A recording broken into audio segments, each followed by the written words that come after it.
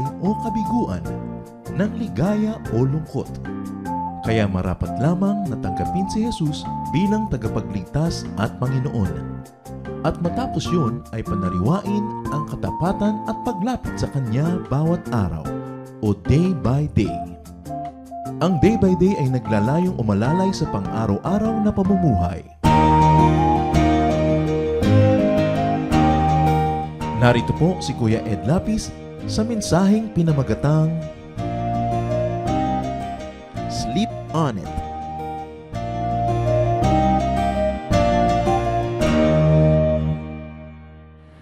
Paano lumulutas ng mga mabibigat na problema? Paano makakatiyak na tama ang gagawing desisyon? O kaya paano man lang mababawasan yung possibility of mistakes? Sleep on it.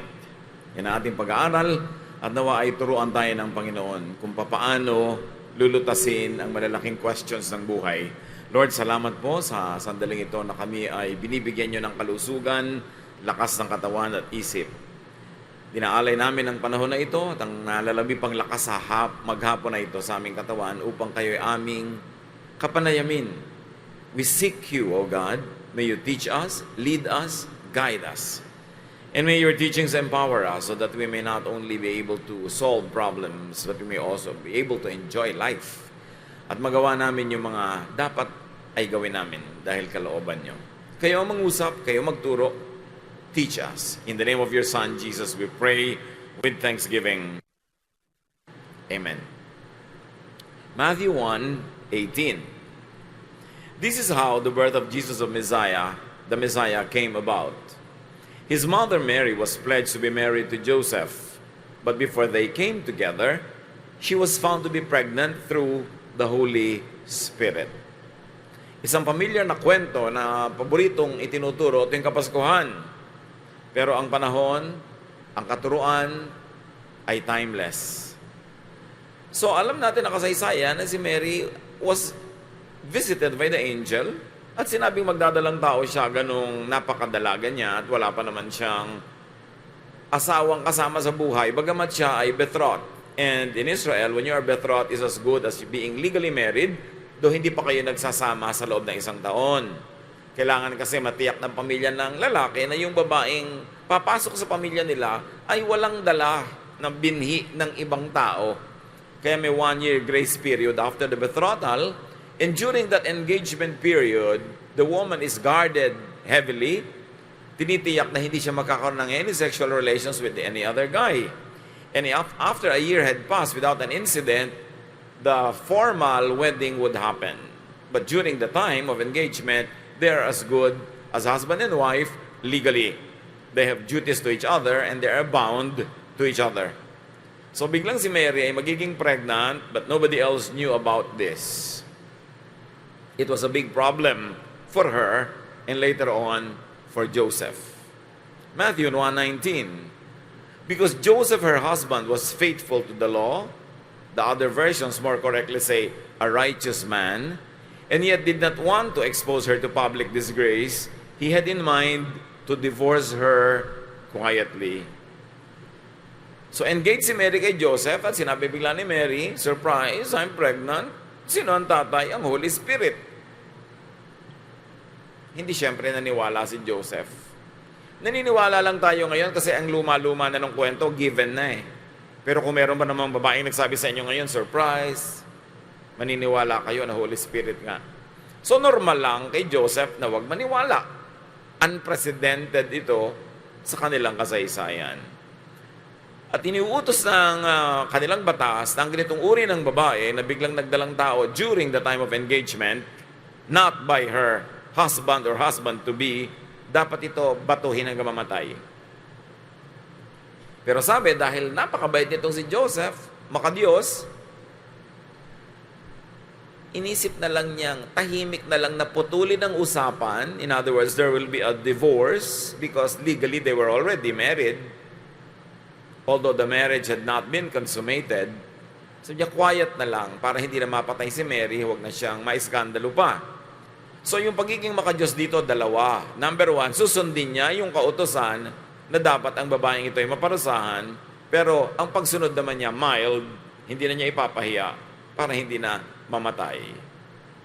Ang pinagbabasihan niyan, among many other teachings, ay Deuteronomy 22, 23 to 24.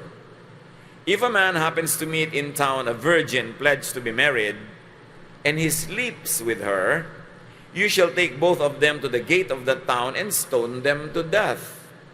The girl, because she was in a town and did not scream for help, and the man, because he violated another man's wife. You must purge the evil from among you. So mabigat ang parusa, pero si Joseph, gagaanan na lang niya. Sasabihin na lang niya sigurong nagbago ang kanyang isip. Pwede namang mag-divorce talaga nung araw. At tahimik na mapuputol ang usapan, pero hindi niya itutuloy ang usapan dahil hindi siya naniwala na Holy Spirit ang may kagagawa ng pagdadalang tao ni Mary. So dapat talaga siya i-divorce at patayin. But Joseph decides to just reject the baby and the mother. But quietly. Hindi siya nakinig kay Mary. Binaliwala niya ang usapan, ang kasunduan, at maybe yung buong karakter, pagkatao ni Mary, nakilala naman niya, basta hindi siya naniwala. Matthew 1, 20 to 21. But after he had considered this, an angel of the Lord appeared to him in a dream and said, Joseph, son of David, do not be afraid to take Mary home as your wife, because what is conceived in her is from the Holy Spirit. She will give birth to a son, and you are to give him the name Jesus, because he will save his people from their sins. Yung nadinig niya kay Mary, na hindi niya pinaniwalaan, sa kanyang pagtulog, ay ipinadinig sa kanya ng Diyos sa pamamagitan ng anghel sa kanyang panaginip. Ngayon, paniniwalaan ba niya or not? It was the same message, but a different messenger. Yung isa gising na gising siya, he could practice his intelligence, his knowledge, his faculties. Ito namang isa, tulog siya, passive ang pagtanggap niya sa mensahe. Matthew 1, 22 to 24. All this took place to fulfill what the Lord had said through the prophet. The virgin will conceive and give birth to a son, and they will call him Emmanuel, which means God is with us. When Joseph woke up, he did what the angel of the Lord had commanded him and took Mary home as his wife.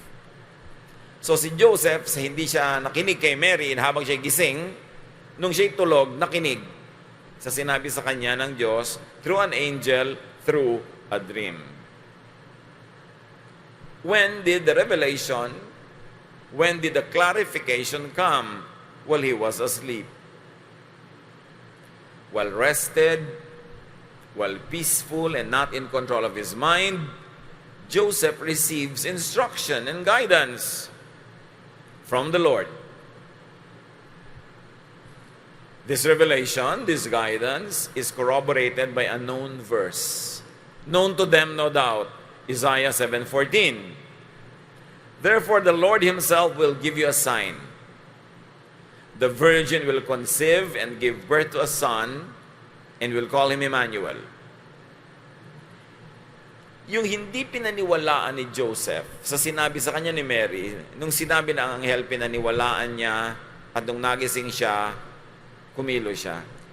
Hindi binanggit sa scripture, pero hindi malayo na nagsaliksik din siya sa mga kasulatan, at kung sa ulado niya yun ay binasa niya muli ng kanyang mata, yung Isaiah 7:14, na meron naman pala talagang sinabing mangyayari, na merong isang dalaga na maglilihi, magdadalang tao, at isisilang niya ang Emmanuel, ang tagapagligtas. Bago natin paniwalaan ang lahat ng ating napapanaginipan, bago kayo humarurot at sumunod sa sinabi ng inyong panaginip, look at what happened to Joseph's dream and his reaction to it. Remember to validate dreams and thoughts and ideas, even advice, with Scripture. Kailangan nakikita natin yan, nababalidate. Hindi ko mo napanaginipan, tama na. Dahil maraming panaginip, dahil lang hindi ka siguro naligo. O dahil isip ka lang ng isip, worry ka ng worry, tapos guidance na. Dapat meron ding nagbabalidate. Ang pinakamahalaga, Scripture. Hindi ka gagawa ng isang napakahalagang desisyon at pinag-uusapan natin mahalaga. Hindi naman yung mga magigisa ba ako bukas o maglalaga ng talong. Hindi yon. Hindi mo na kailangan ng validation ng Scripture. Pero yung life-changing, life-moving, life and death, very important.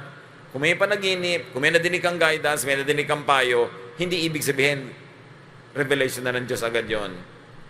Maghanap ka ng verses that will agree with your application.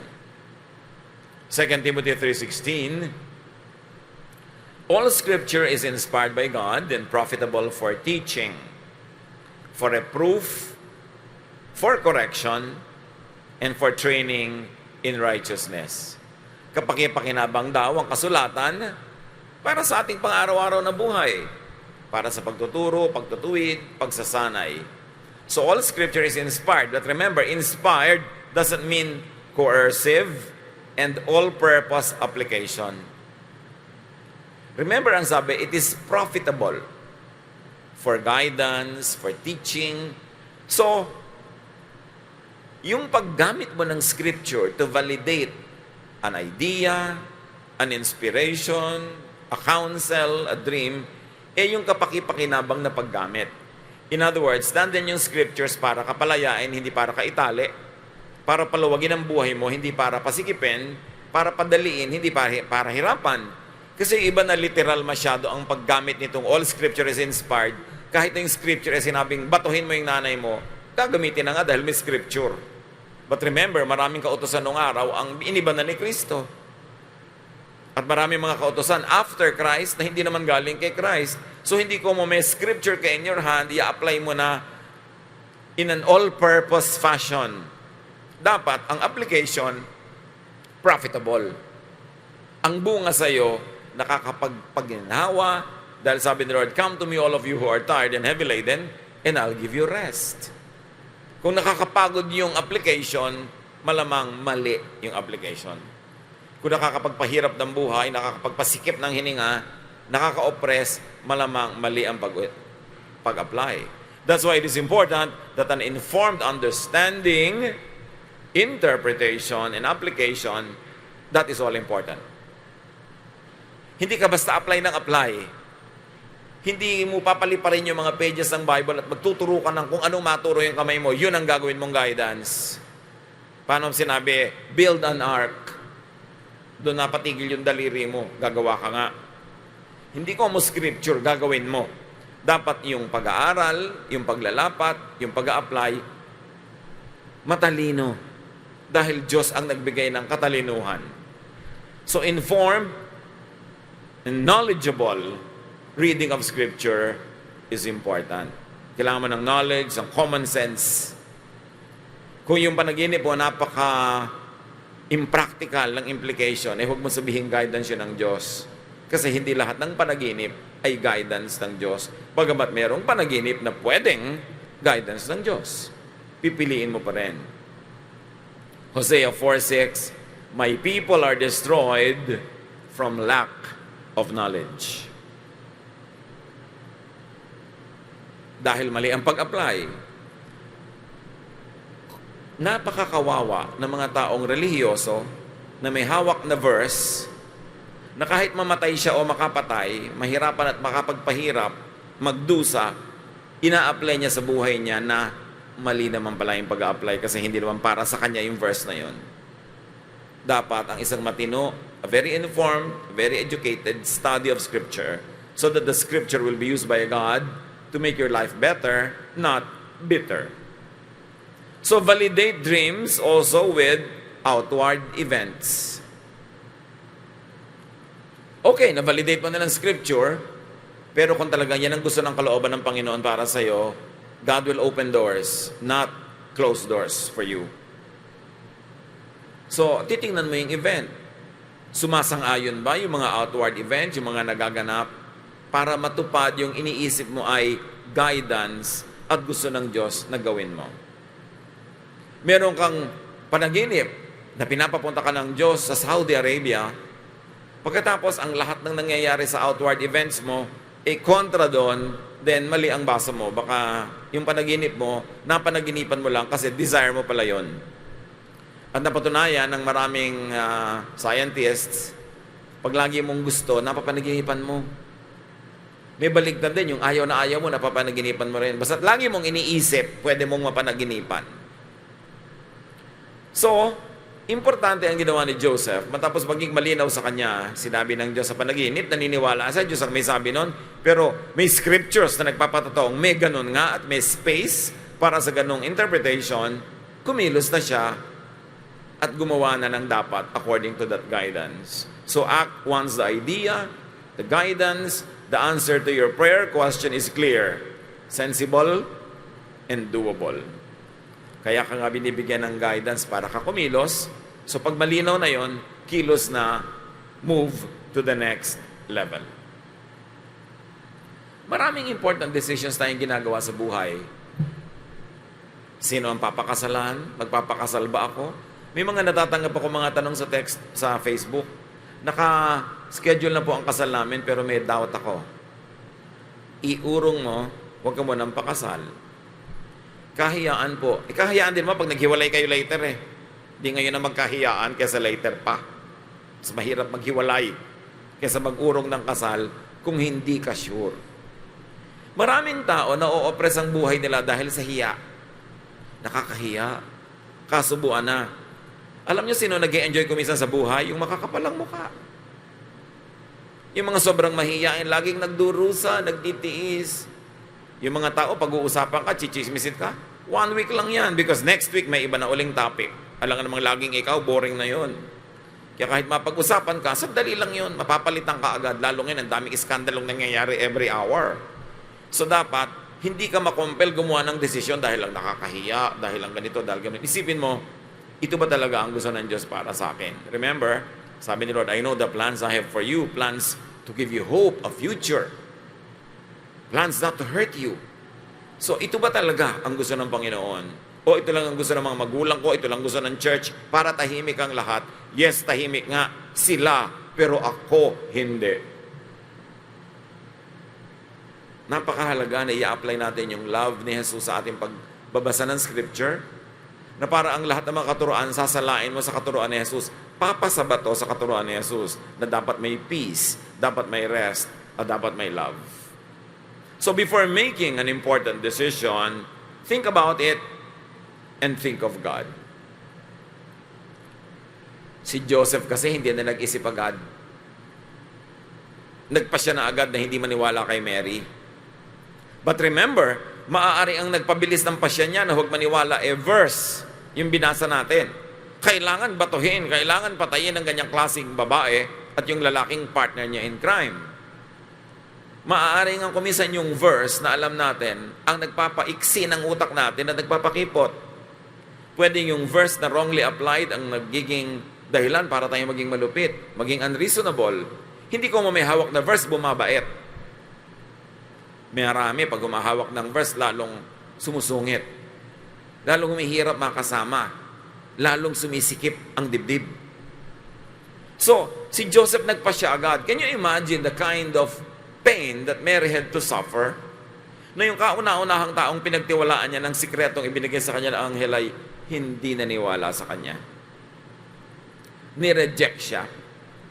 At kung paniniwalaan ang sinasabi ng mga marurunong sa agham, nararamdaman daw ng bata kahit sa sinapupunan pag siya nire-reject. So unang rejection ni Jesus came from Joseph. At kung nararamdaman nga, sabi siguro ni Jesus, aray, unang rejection. And it will be a series of rejections. But going back to Joseph, hindi siya nag-isip agad. Ang ginawa, nagpa siya agad. Nanguna ng ibabaw yung silakbo ng damdamin. Pero kung natulog man lang siya sana, nag-react agad eh. Mga kapatid, pag merong importanteng desisyon, kailangan sagutin ng yes or no, huwag niyong sagutin agad. Pwede mong sabihin yung, I shall see. It's a very important phrase or sentence to use. I shall see. Papakasalan mo ba ako? I shall see. Huwag yes agad. Bibilin mo ba itong inaalok ko? I shall see. Kasi, kung minsan, clouded ang iyong pag-iisip ng iyong emosyon, ng pressure, o baka gutom ka lang, o sobra kang busog, puyat ka, napa-oo ka, ang hirap nun. Wala namang wawala sa'yo kapag hihintay mo ng bukas. Sabihin natin, tingnan natin, let's pray about it. Kaya nga, sleep on it. Huwag agad-agad. Mag-i-invest ka, lifetime savings, I shall see, I shall study. Magko-commit ka, let's see. Psalm 63:6, I think about you before I go to sleep, and my thoughts turn to you during the night. So bago matulog, isipin ng Diyos. Isipin ang mga katuruan ng Diyos. Bakit bago matulog? Kasi wala ka na ibang gagawin, nakahiga ka na, di ka nagmamadali. Huwag mamadaliin ang anumang mahalagang pasya. Lahat ng nandadaya, pinagmamadali ka. Kaya lahat ng special offer may deadline eh. Hanggang April 15 na lang, nagmamadali ka dahil lang nagagahaman ka na makuha yung benefit. Hindi mo nakikita yung malaking bayad mo na nakatago pala. Pinagmamadali ka, sagutin mo na ako ngayon o bukas hindi na kita babalikan. Eh di, huwag ka nang bumalik. Pinagmamadali mo pala ako eh. Bakit mo ko kailangan madaliin? Para hindi na ako mag-isip. Huwag kayong nagpapadala sa nagpapamadali. What you think about while awake, what you think about just before you go to sleep, could play in your mind while you sleep. Kaya mahalaga pinipili kung anong iniisip bago matulog.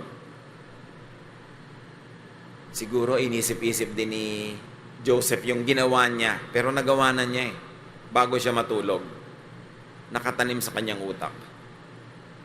Marami mga tao, pag meron silang mabigat na problema o mabigat na desisyon gagawin, iniisip nila bago sila matulog, pero hindi sila gumagawa ng pasya, at nananalangin sila, Lord, teach me what to do with this. At kinabukasan, paggising nila, clear na yung kanilang isip. Maaring hindi sila fully aware, pero sinagot ng Diyos sa kanilang panalangin, kinausap sila, alam na nila kung anong kanilang gagawin. Dapat magpahinga. Kasi pag pagod, pwede kang paglaruan ng iyong isip. Sa non-canonical book, Esdras 10:36, sabi, is my mind playing tricks on me? And is this just a bad dream? May katotohanan yan. Well, you can quote from Shakespeare, you can quote from Rizal, you can quote from the non-canonical books pag may sense. Sabi niya, is my mind playing tricks on me? Pwede kang paglalangan ng isip mo. Pwede kang dayain ang iyong mga takot. Pwede kang dayain ang iyong pagnanasa. Sabi niya, trick ba ito? So dapat mag-relax, mag-isip, at hindi mag-isip. Pag-isip ka ng isip, hindi mo naman maisip, tumigil ka ng kaiisip. Dahil sa pagtigil mo, binibigyan mo ng space ang Espiritu ng Diyos. Binibigyan mo rin ng space ang sarili mong karunungan na nakaimbak doon sa kaloob-looban ng iyong isip. Binibigyan mo ng space doon sa bookshelf ng utak mo, yung librong hindi mo makita-kita, maaaring yung sagot dumating. What you think about just before you go to sleep could emerge as a random and meaningless dream. So hindi pinaniniwalaan agad. Kaya di ba, validate muna natin sa scripture yung sinabi ng anghel kay Joseph. So dapat i-validate mo rin sa scripture, sa experience, sa knowledge, sa mga nangyayari sa kapaligiran, kung yun nga ang kalooban ng Diyos. Don't always trust dreams because dreams could be shaped, affected by your fears or hopes. Lalo yung mga dream ng mga relihiyoso. Kasi yung mga relihiyoso, kung minsan sobrang one track na yung mind, yun na lang ang laging iniisip, end of the world, end of the world, end of the world. Ba na naginip ngayon ang end of the world? Siyempre, dahil yun ang iniisip. At pag naginip ngayon, lalo kung may pulpito siya, meron siyang plak, ituturo na niya ngayon yung panaginip niya. Ayan, natakot na ang buong kongregasyon dahil sa guni-guni ng isang taong isip ng isip kasi sa kung ano-ano mga bagay, because your dreams could be shaped by your fears or by your hopes. So, When you think about what you think about just before you go to sleep could be touched and answered and guided by God. Pwede rin. Kaya tricky ang dreams. Pwedeng guni-guni, pwede namang wala lang katuturan, random lang, at pwede talagang may inspiration. Now, how do you make a very important decision? Sleep on it. Huwag magmadali. Bihira yung nagsisisi dahil nag-isip muna. Kadalasan na nag-iisip, sobrang nagmadali, lumundag agad sa pagpapasya. So do not rush, and very importantly, do not stress yourself too much. Sleep. How can you sleep on it? First, you must sleep. Mahalaga ang tulog. Pag puyat na puyat kayo mga kapatid, don't make an important decision. Pag pagod na pagod kayo, galing kayo sa trabaho, dating nyo sa bahay, may problema ang pamilya, don't make a decision. Yan yung nagpapalayas ka ng anak, nagpapalayas ka ng asawa, tapos bukas hahabol-habol ka dahil naiba na yung chemistry mo. Don't make an important decision. And open up to divine guidance that could come when you are not trying to control everything, when you are not playing God. Pag sobra ka nagpapakatalino, nag-iisip, plano ng plano, drawing ng drawing, sketch ng sketch, tapos wala pa rin dumarating na guidance sa'yo, stop thinking and give God the space. Keep quiet so that you could hear God. Or at the very least, so that you could hear your mind think. Stop your scheming. Stop your engineering of events, of setting up traps. Marami kasi sa paglulutas sila ng problema, kung ano nililikha nila ng parang mga sapot para sila gagambang nagaantay ng insektong mabibitag nila. You are making things happen. You're hirap na hirap. Mahirap yung iniimbento mo mangyari ang mga bagay. Pinag-aaway mo yung hindi magkaaway. Pinipilit mong mahulog ang loob sa'yo na isang taong hindi naman nahulog ang loob sa'yo. Yung you play God. Hayaan mo lang likas mangyari ang mga bagay kasi kahit hindi ka tumulong, mangyayari ang mga bagay. Huwag mo lang lilimutin na ang tao ang walang nilikha ng Diyos. Buo na ang lahat nung dumating ang tao, kaya hindi ka kailangan ng Diyos para bumuo ng anuman. Samantalang, yes, meron tayong participation sa productive work of God, but there are times when you just have to let God do everything, meaning, stop thinking, relax, and if you could sleep, sleep. You might even dream an inspired dream. Si Elijah, man of God, under threat and was gravely stressed. Look what happened to him, 1 Kings 19:3-8. Elijah was afraid and ran for his life. He came to a broom bush, sat down under it, and prayed that he might die. I have had enough, Lord, he said, take my life. Then he lay down under the bush and fell asleep. All at once, an angel touched him and said, get up and eat. He looked around, and there by his head was some bread baked over hot coals and a jar of water. He ate and drank, and then he lay down again. The angel of the Lord came back a second time and touched him and said, get up and eat, for the journey is too much for you. So he got up and ate and drank. Strengthened by that food, and needless to say, by the sleep, he traveled 40 days and 40 nights until he reached Horeb, the mountain of God. Itong propeta, isa sa mga mahuhusay, makapangyarihang propeta, sobra ring napagod at napuyat. Ang dasal niya sa Diyos, wakasan ang kanyang buhay. Patayin niyo na po ako. Di ko na kaya, ayoko na. So nakatulog siya sa pagod. At sa kalagitnaan ng kanyang pagtulog, ginising siya ng anghel at may tinapay at may inumin. Sabi, kumain ka at uminom ka. Kumain at uminom, natulog uli. Hindi niya alam kung gaano kahabang panahon ang dumaan. Ginising siya uli ng anghel, pinakain ulit, pinainom. Sabi niya, kumain ka, uminom ka. Sobra ka napagod sa mga pinagagagawa mo. At pagkatapos doon, di ba, ang haba pa ng binyahe niya, 40 days and 40 nights na naglakad, lumakas uli. Gusto nang mamatay. Gutom lang pala. Pag gusto nyo magpakamatay, kumain muna kayo. Maaaring isang pastillas o isang bukayo, isang siopaw, magbago ang inyong chemistry at hindi nyo na uli gustong mamatay. Alam niyo yung gutom nakaka-depress? Kaya marami daw sa sobrang nagda-diet na de-depress. Kaya kung kayo mga diet ng diet, ang payat-payat nyo na, hindi na kayo mabasa sa banyo, ayaw na kayong tamaan ng tubig sa kapayatan nyo. Pagka umuulan, ayaw na kayong mabasa. Ang payat nyo na, payat pa kayo ng papayat. Pansinin nyo, kung umiinit ng ulo nyo, magiging mag-iinitin, bugnutin, naiiba na yung utak nyo kasi yung chemistry nyo, deprived na. Gutom lang yan. No? Walang namamatay kung medyo overweight. Pero yung mga nade-depress, and I know particularly of a person who was trying to lose weight, sobrang na-depress, nag-take over ang depression sa kanyang utak, tumalon from the condo, namatay. Yung mga kaibigan niya na overweight, mga buhay pa. Hindi ko naman sinabi mag-overweight kayo. Pero ang point, huwag kayong sobrang maggutom. Mga kapatid, huwag niyo antayin magutom.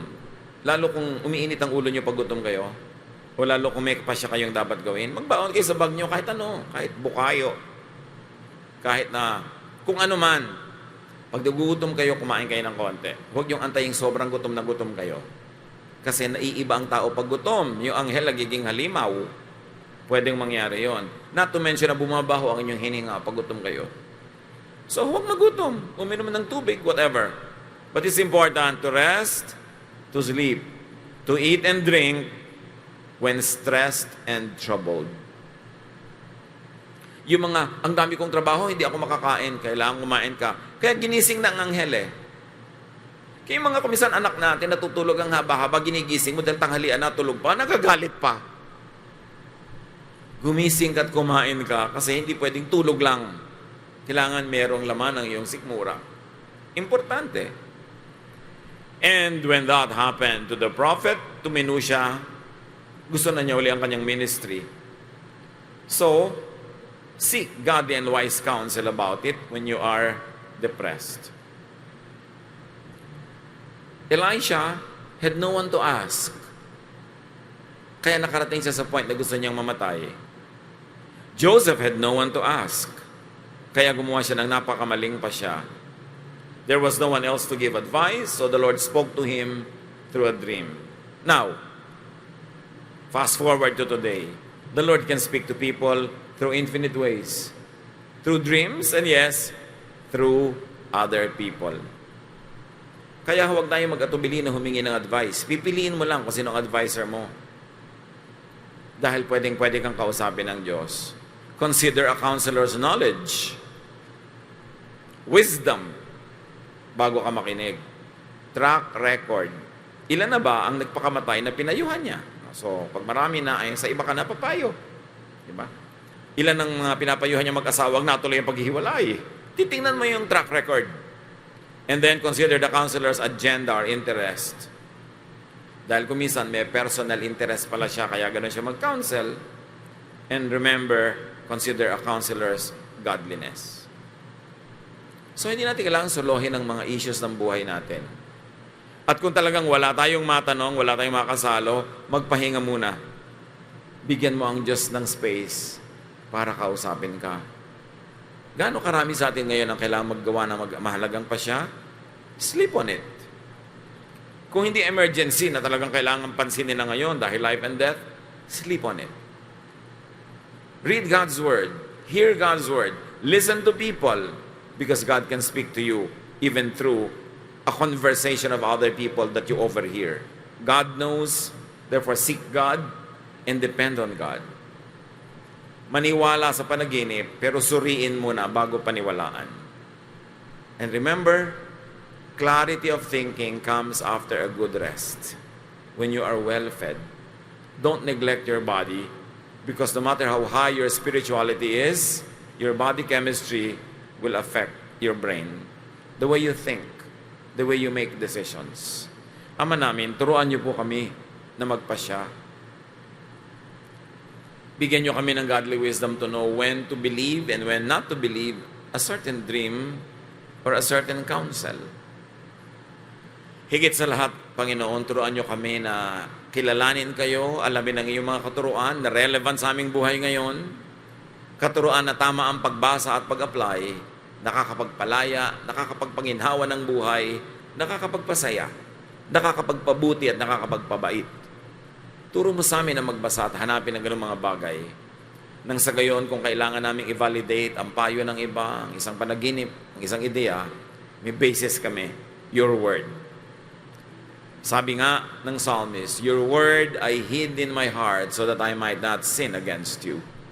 Teach us how to hide your words in our hearts, the right words, and give us the wisdom to apply them in the right instances so that your words will set free instead of imprison us, so that your words will be a blessing. Lead us, Father. Pagbulay-bulayan natin ito sa mandali, lalo yung mga magpapasya at baunin na kung darating ang panahon na kailangan natin magpasya, magpahinga muna, magpalipas ng panahon, sleep on it. Be with the Lord in silent prayer.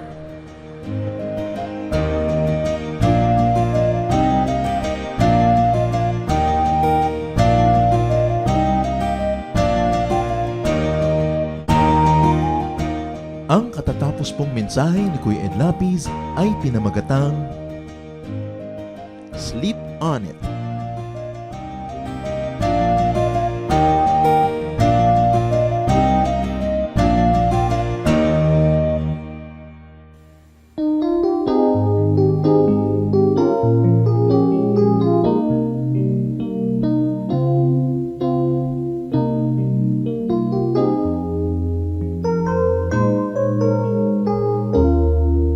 Nanganguhay ko nooy laging nangangamba. Ang pagluhay di ko kaya at walang patutuhan. O Jesus, nang ikaw nga ang makilala ko, ang lahat iyong pinanatag, ang lahat inayos mo. Kapayapaan na nagmumula sa'yo, naranasan ko dito sa buhay ko. Kapayapaan noon pa may hinihintay, aking Panginoon sa aking buhay.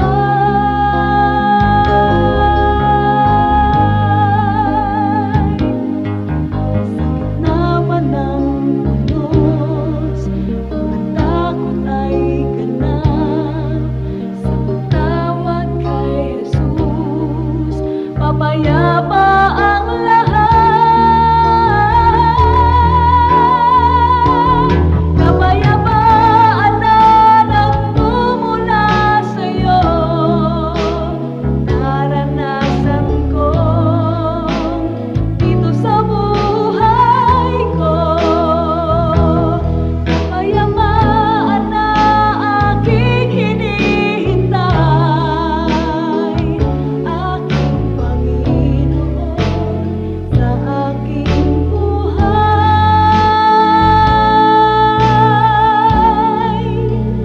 sa aking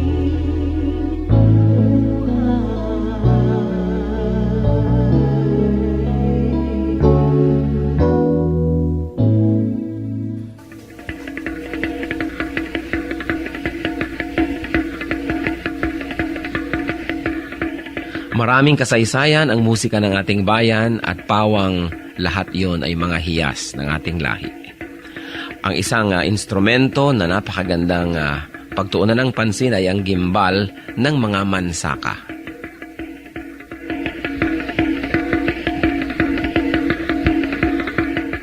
Ang gimbal ay isang magkabilaang tambol na matatagpuan sa hilaga at silangang bahagi ng Davao sa grupo ng mga mansaka. 28 sentimetro ang taas nito, humigit kumulang, at 21 sentimetro ang bilog, humigit kumulang. Yari ang gimbal sa isang katawan ng punong kahoy at ang magkabilang dulo ay tinapala ng pinatuyong balat ng usa. Ito ay hinahampas ng isang manipis na patpat habang isang kamay ay tumatapik-tapik sa kabilang tambol sa kabilang dulo ng instrumento. Ang gimbal ay maaring tugtugin mag-isa o ng mga may kasamang ibang instrumento kung ito'y ginagamit sa ritual. 1 hanggang 2 tao ang maaring tumugtog sa magkabilang dulo ng gimbal.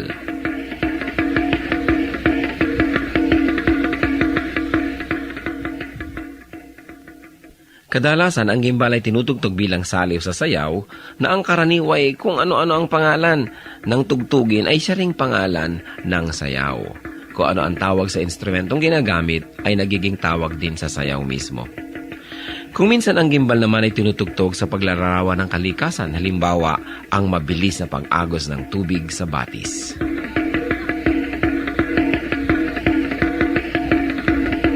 Ang gimbal o kimbao, instrumento ng mga mansaka. Kayamanan ng ating lahi, hiyas ng ating bayan, marapat lamang na gamitin sa pagsamba sa Panginoong Hesus.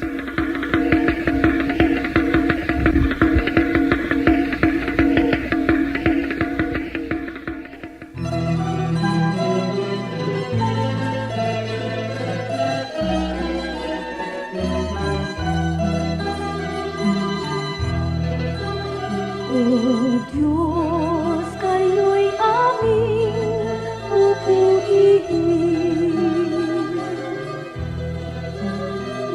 Marapat na ito'y aming gawin. Ang inyong gawa sa amin ay namamasan. Tunay na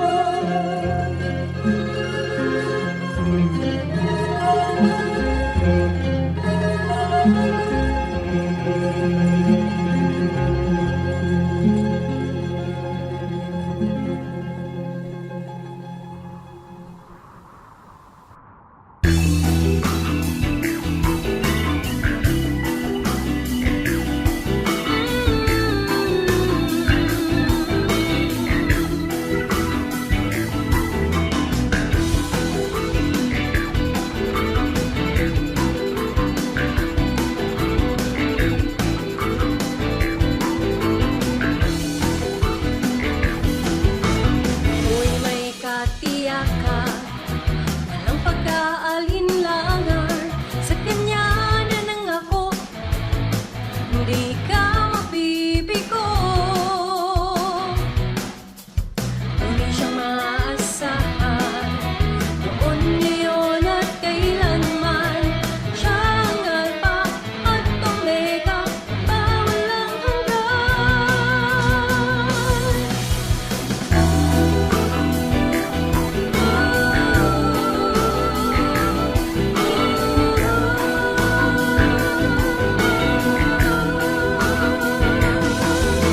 Ako'y may katiyakan, walang pagkaalinlangan, sa kanya na nangako, di ka mabibigo. Tunay siyang maaasahan, noon, ngayon at kailanman. Siya ang Alpha at Omega, walang hanggan. Ang Diyos na di buhay, ang Diyos na di buhay, ang Diyos natin ay buhay, magpakailanpaman.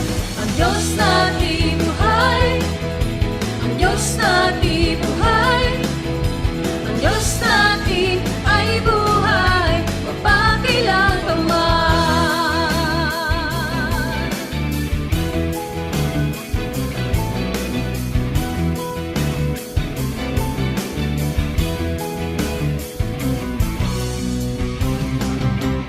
Puso'y may kapayapaan, sa gitna man ng kapighatian, pagkat siya ang kasama, ako'y di mangangamba. Purihin ka, O Diyos, kataas-taasan, purihin ka, Jesus, magpakailanman. Siya ang Alpha at Omega, makapangyarihan. Diyos na di buhay, ang Diyos na di buhay, ang Diyos natin ay buhay, magpakailanpaman. Ang Diyos na di buhay, ang Diyos na di buhay, ang Diyos natin ay buhay, magpakailanpaman. Ang Diyos natin ay buhay, ang Diyos natin ay buhay, ang Diyos natin ay buhay, magpakailanpaman. Ang Diyos natin ay buhay, ang Diyos natin ay buhay, ang Diyos natin ay buhay, magpakailanpaman. Ang Diyos natin buhay, siya ay ang Diyos natin buhay, ang Diyos natin ay buhay, magpakailanpaman. Ang Diyos natin buhay, ang Diyos natin buhay, ang Diyos natin ay buhay, magpakailanpaman. Ang Diyos natin ay buhay, magpakailanpaman. Ang Diyos natin ay buhay, magpakailanpaman.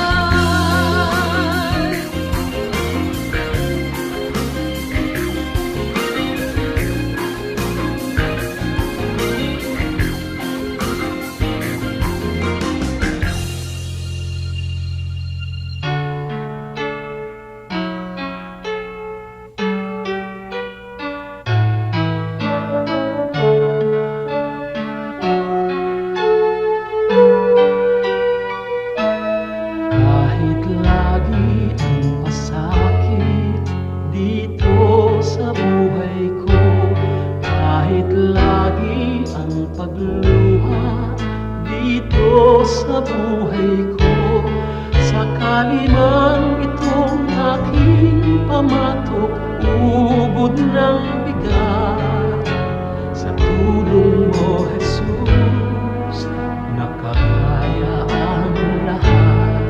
Kung sakaling ang ligaya'y di pa natagpuan, kung sakaling ang ginhawa'y di pa pa nakakamtan. Sa piling mo, Jesus, ako ay lagi nang nakatanaw. Sa langit mong laan, di na mamamanglaw. Pagtitiis ang kailangan kong mabatid. Kaya't ikaw, Panginoon, ang aking tutularan. Pagtitiis ang kailangan kong mabatid. Ang buhay ko ay lalago kung mayroong pagtitiis.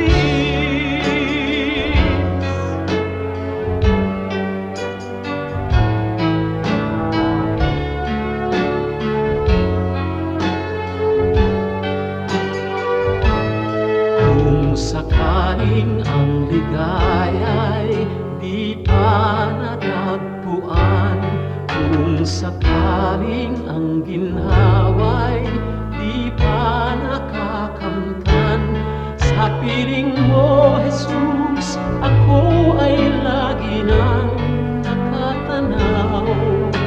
Sa langit mong laan, di na mamamanglaw.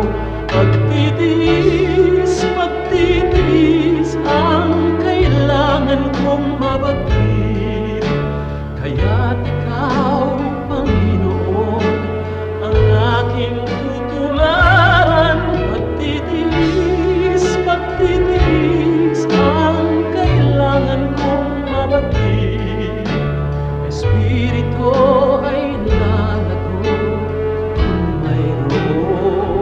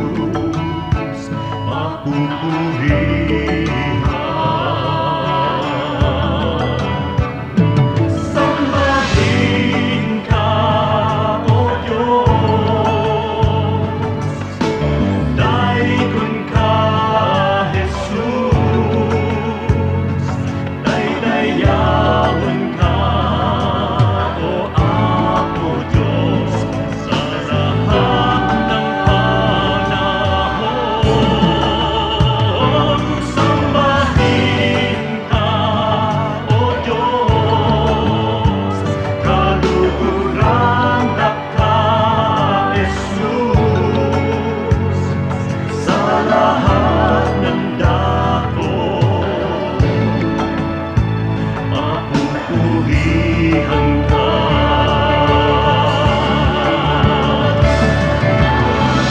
Sa pagsilay ng liwanag mula doon sa silangan, nadarama't nakikita ang sa inyong pagbuhat. Lumalandas, humahawan, tumapanglaw sa aking daan, nangunguna, gumagabay sa aking bala ng hakbang.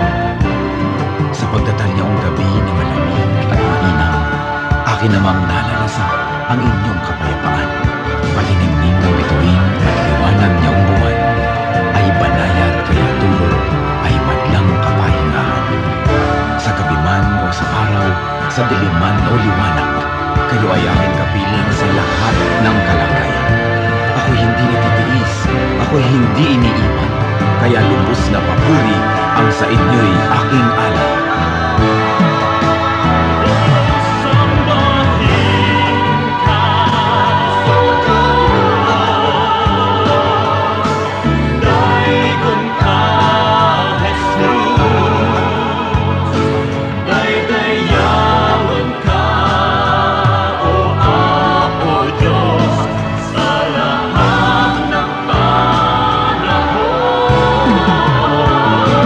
Sambahin ka, o Diyos, kalulunong datha, Jesus, sa lahat ng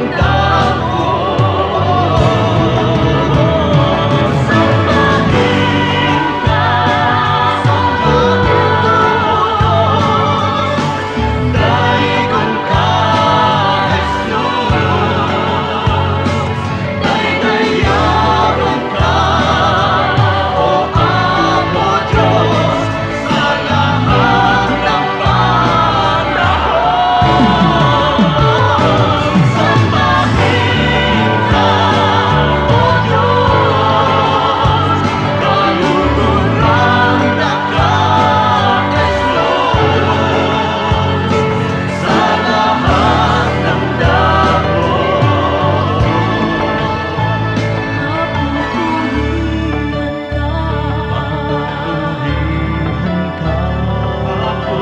Daigon ka, Jesus.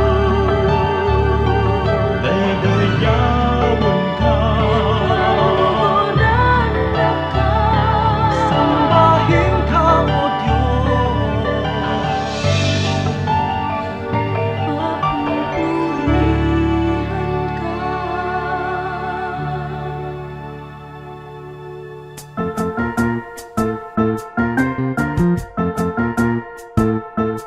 Oras na po para pansamantalang magpaalam ang programang Day by Day. Tayo po'y magsama-sama tuwing ika-6 hanggang ika-7 ng umaga, araw-araw. Magandang umaga po at mabuhay ang Panginoong Hesus.